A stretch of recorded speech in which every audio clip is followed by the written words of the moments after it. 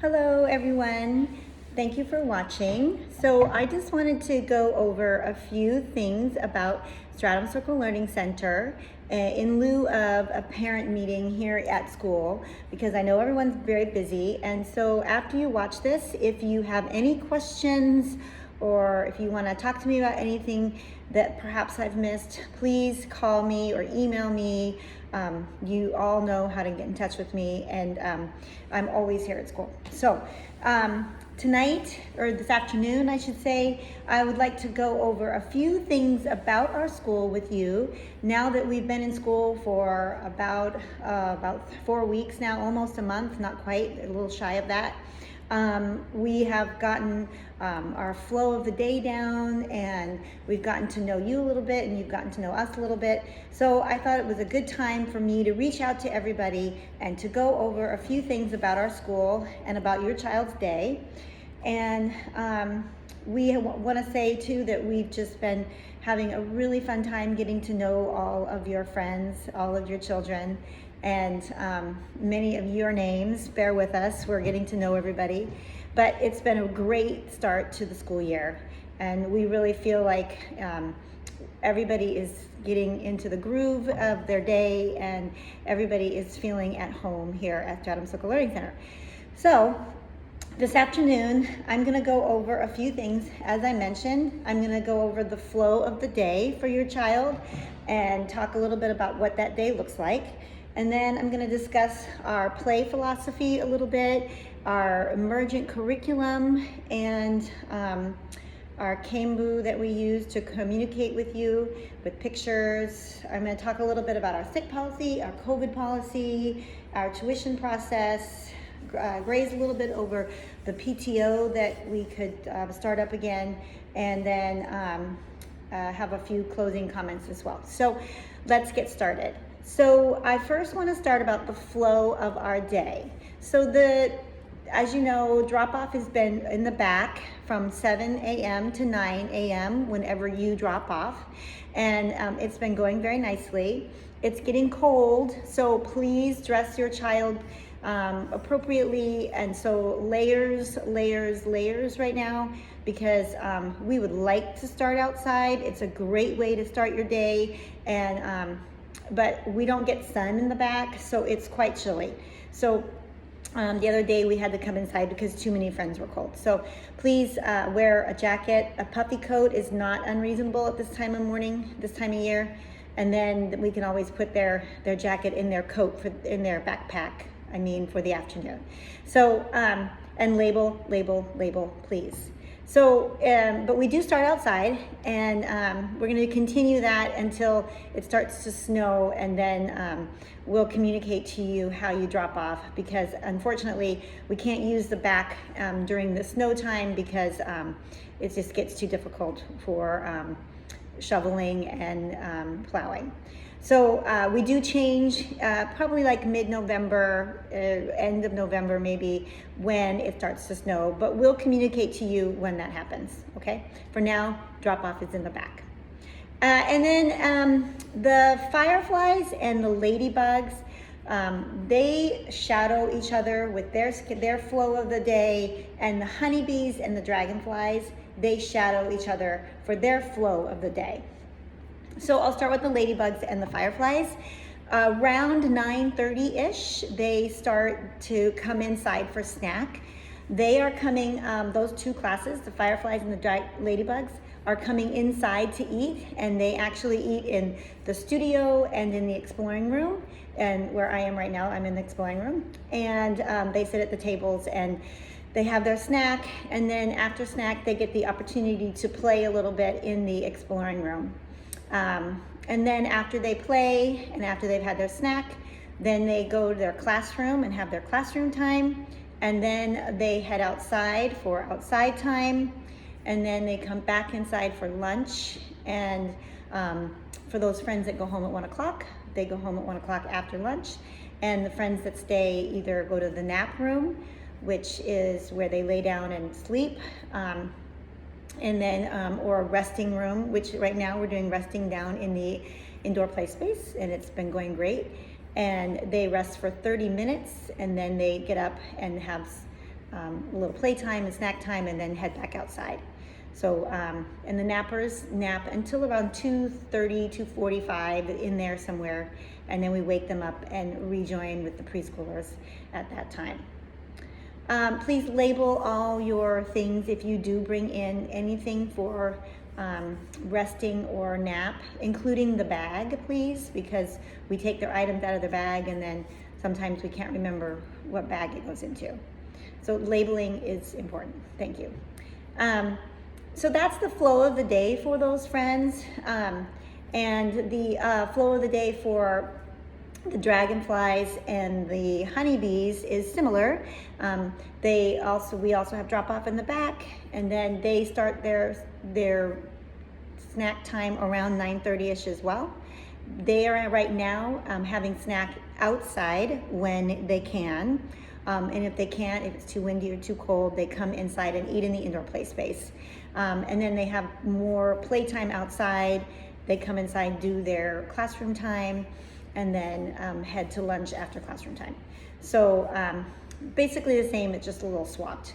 So then the fireflies and the dragonflies. We do want to talk about snack and lunch. So we foster independence here at school. So please encourage your friends or pack things that encourage your friends to have independence. We are here to help them, of course, but if they can open up their backpack, their lunchbox, that's great. We're trying to get them to be able to open their lunchbox, unzip their lunchbox, and then items inside. I know that friends have difficulty opening many things, but we are trying to, again, foster that independence. And so just be mindful of that when you are packing their lunches, that we ask the friends to do it first, and then we help them. So please practice with your child if you can. Those bento boxes can be difficult, so just practice with them how to open and close them. That would be appreciative. And I know that a lot of people use those fruit cups, which are great, but they're very, very difficult for anyone to open, especially for children. And so we often take them right away and open them and then pour out some of the juice because they make a mess with them, and they can't open them. So, so just be mindful of that when you pack their lunches. The other thing we want to just remind everyone is that we have snack, and unless you label it AM snack, we let them pick something out of their lunchbox. We find that some friends are very hungry by 9:30 and they eat a lot, and other friends just want a little something, and so snack some people are really hungry and some people aren't. So we let them eat what they want, and so we encourage you to pack enough food so that they can have a snack and their lunch from their lunchbox. And we also let them choose what they want. We don't make them eat their sandwich first. We don't make them. We have found through our years of being with children is that they will eat. Most of them eat all of it because they're hungry. They've been playing here, and they've been working hard. And so we don't like police them, I should say. And we, unless you come to us and say, so-and-so is not eating, can you help us get them to eat? Then we'll help that friend a little bit more than just letting them choose what they want to eat. So we encourage you to pack healthy food because we let the friends choose what they eat. And if you're seeing your lunchbox coming home and certain things aren't being eaten or they're not eating very much, just let us know and we'll check in with that friend a little more. We don't force friends to eat. If they're not hungry, we don't make them eat. However, we can work with you and get that child to eat a little bit more if that's needed. So that's the flow of the day for our friends. If you have any questions about drop-off or pickup, let me know. And if you have any questions about the flow of their day, also let me know. And so we're going to go on to talk about our play philosophy and our emergent curriculum.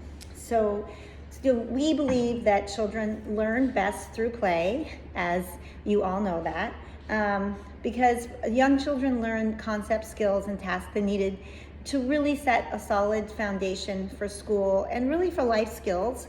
So play can help that. Play can induce all of that because play involves making choices. It involves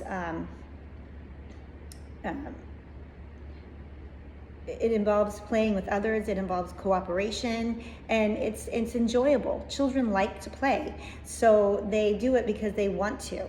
Children don't play because they get praise or rewards. They do it because it's something that they want to do. So it's really a hard thing to define play, but here at school, we define play as free choice, and it involves self-control, expressive language, learning the rules.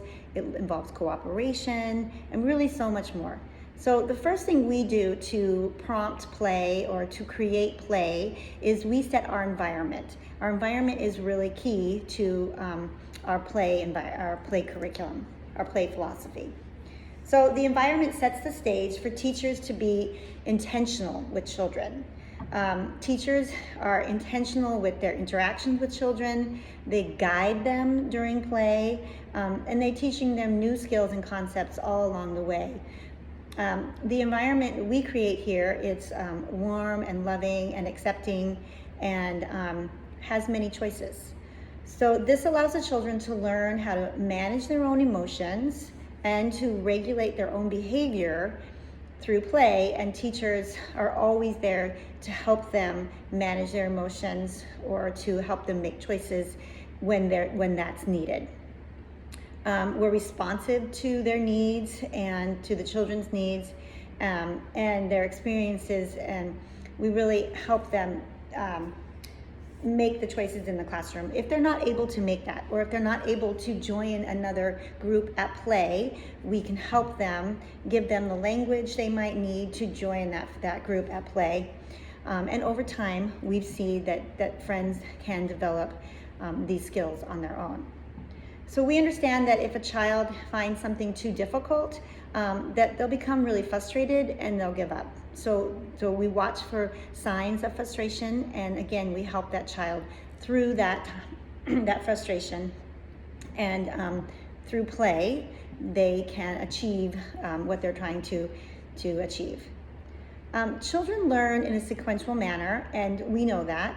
So that's why, as teachers, we know that we must take into account each child's age and their developmental readiness for each task that they are completing. And so we create the environment and plan the curriculum around each child in that class. So with that said, let's talk a little bit about our curriculum. And as all of you know, we have emergent curriculum here at SCLC. So this means that we listen to the children through maybe having conversations with them, observing them at play, and we take notes on children, and so then we get to know what their interests are, and we build our curriculum around the interest of the children in the classroom. So we know that children learn best when they have a prior knowledge or an interest in a subject. So that's why that emergent curriculum really gives the teachers the freedom to create the environment around the prior knowledge or the interest of the friends in their classroom. We incorporate objectives and goals into the lesson plans, and again, keeping everything age appropriate and to the level of each child in our classroom, taking into account where that child is at that time. Our goal is to build a community of learners and to prepare the children really for a lifetime of learning, but prepare them for kindergarten is our main objective here at school. We're constantly observing children for the skills and concepts to prepare them for the kindergarten and really beyond, to be social beings in our community. The teachers are wonderful. Every one of them is trained in early childhood and believes strongly that early childhood education is important. So we used Teaching Strategies Gold as our assessment tools that we use in our classrooms. And this assessment tool allows us to find what the children know and then also to create goals for them for the future. So in Teaching Strategies Goals, there are 9 developmental domains, and then there are actually 38 objectives underneath that. So the objectives are really helpful for us to see where each child is at. So at your first conference in November, we will invite you in, and your teacher will go over a little bit what the TS Gold domains and objectives are, and you guys together can create some goals for your children using some of those objectives from TS Gold.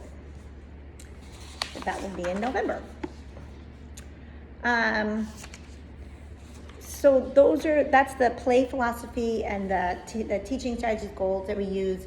And again, your teacher will be talking a little bit more about that, but if you have any questions about it, please let me know.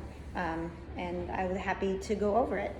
We use Canebo as one of our communication tools, and everyone should be receiving Canebo. If you are not receiving Canebo, please let me know. We send out pictures, teachers sometimes send out notes via Canebo, so it's an important tool. And each child can have 2 emails connected to their name. So I think I tried to put 2 in each child, but if I have not, and if you want a specific email to be in there, please let me know. So again, if you are not receiving Canebo, please let me know. That's important.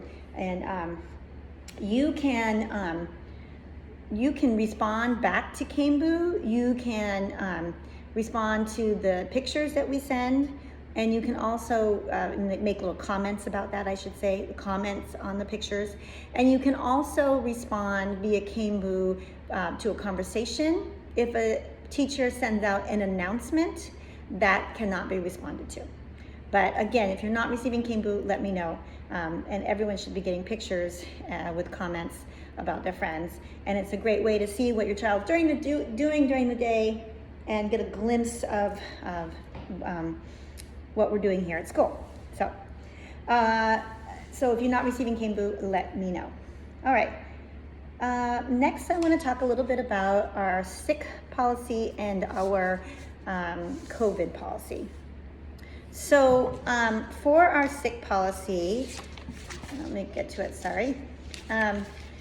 We understand that COVID is not in the past, but COVID is lightening up a little bit, and in the last few years, kids have had to get a note from a doctor if they had a stuffy nose or whatever. So we're not doing that anymore.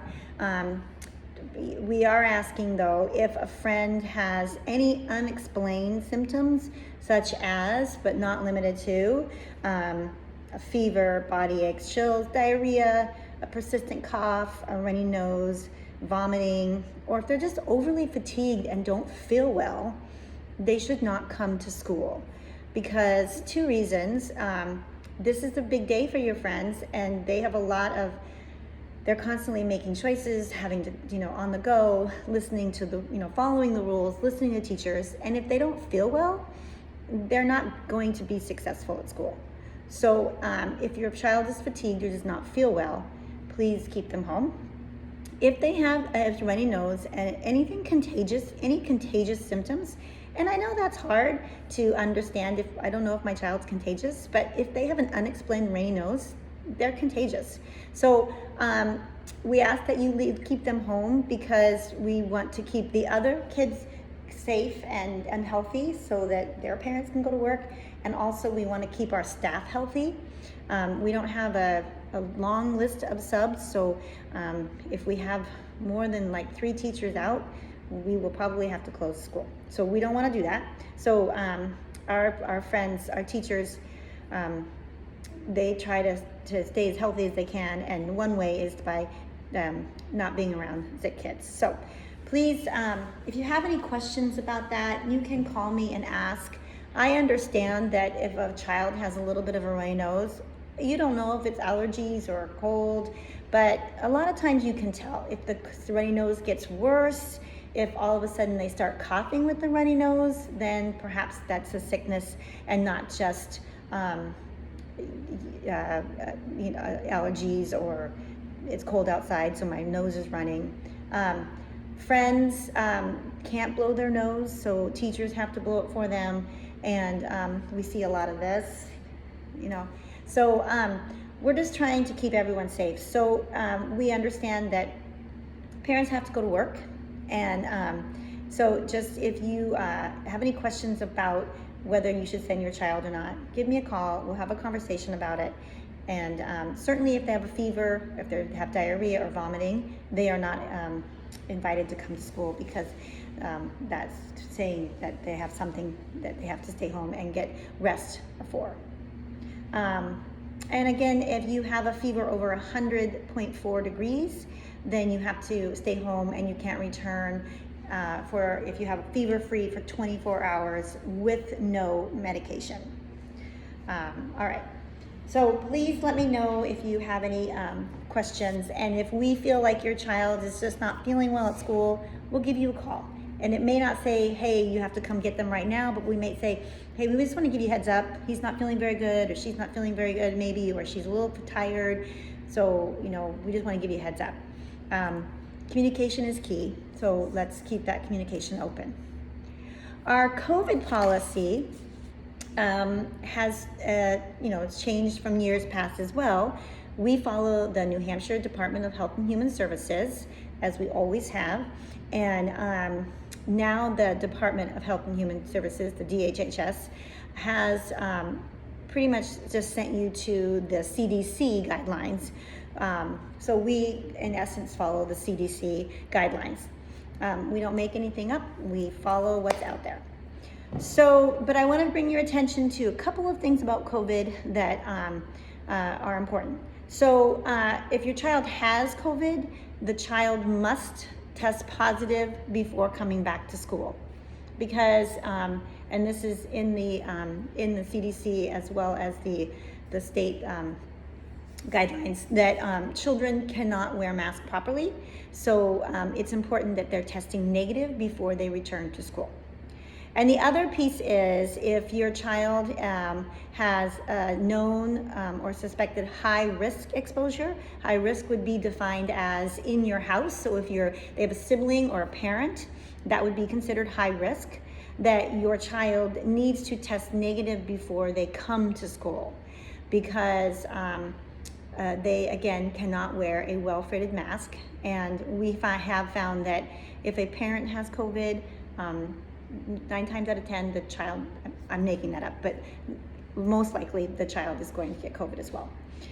So, teachers, on the other hand, have to wear a well-fitted mask, because teachers can wear a well-fitted mask. For example, my daughter came home from college last week because she had COVID. She was in the house. I really wasn't around her too much, and she was wearing a mask, but because that's our policy, I have been wearing a mask, and I will wear a mask for another 5 days, because I'm not around her anymore, but because I have to do it for 10 days, I'll do it for another 5 days. And but friends cannot wear a well-fitted mask, so they need to test negative every time they come to school if they have a high risk exposure, such as a parent or a sibling in the house. I hope that makes sense. If you have any questions, just ask me. And if we have an exposure here at the school, we will send out instructions what you need to do. So just let me know if you have any questions about the COVID policy or about COVID period. I will try to navigate it with you and walk through it with you. Okay, I want to just talk a little bit about tuition. We do not send out monthly invoices or statements. However, if you want something, if you want a statement feel free to, not feel free, but just email me and ask me, and I will get one for you anytime. The schedule was on the tuition agreement of the schedule of payments were on the tuition agreement as to how many weeks were in each month. If you did not keep a copy of this and you would like it, let me know and I can give that to you. If you have any changes with credit cards or anything, just let me know. We do require a 2-week notice for invoicing for any changes in your schedule.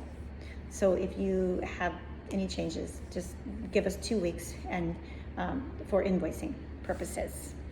And if you have any questions about tuition or charges, just give me an email. Communication is key, as I always say. All right, so lastly, I just want to talk a little bit about PTO, our Parent Teacher Association. The last few years, we have not had a Parent Teacher Association because of COVID, and we also haven't had many families in the school because of COVID. We'd like to change all of that in respect to having parents come in the building.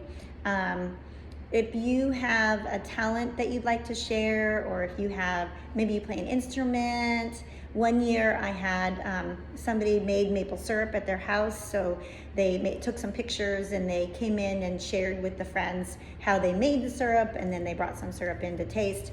So if you have anything that you'd like to do to come into the classroom, even if it's just to read a book, that would be fantastic. Friends love it when parents or grandparents come in. And I feel like we can open our doors a little bit to that this year, being, mindful about COVID. But I think that we would like to see some parents in the classrooms again. And we take pride in our school, and we love sharing it with you. So parents are now coming in a little bit more for pickup, and certainly we invite you in anytime. Just let us know, reach out to myself or the teacher directly and say, hey, I'd like to come in and read a story sometime, and let's find a time. And with regards to the PTO, we will be sending out an email probably in a little while and seeing if we have any interest in that. The PTO typically takes charge of our Teacher Appreciation Week, and maybe helps us a little bit with some fundraising in the spring. So we don't really have a lot what the PTO does, but if anyone is interested, let me know, and perhaps we'll try to get that started again this year as well. Now that COVID is, I don't want to say ending, but I feel like some things are getting back to normal, and we're hoping getting our families in the school to see what your children are doing and be a part of that is one of them. So let's see, make sure I got everything. Okay. So lastly, I just want to really say thank you for sharing your children with us. We have an amazing school with amazing teachers, and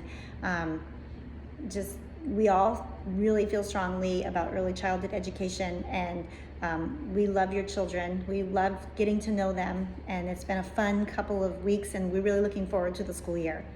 So keep communication open. That is key. If you have an issue, a question, just you don't know something, please ask. I'm here most mornings, and I'm here a lot at pickup, but I'm always reachable during via email, excuse me. And everyone should have my phone number, so you can always call me or text me with a question as well. And you can ask any of the teachers, and if they don't know the answer, they'll find it. So again, thank you for sharing your children with us, and we look forward to seeing everyone possibly at the family picnic in the Stratton Hill Park, and if not there, at drop-off or pickup. Thank you.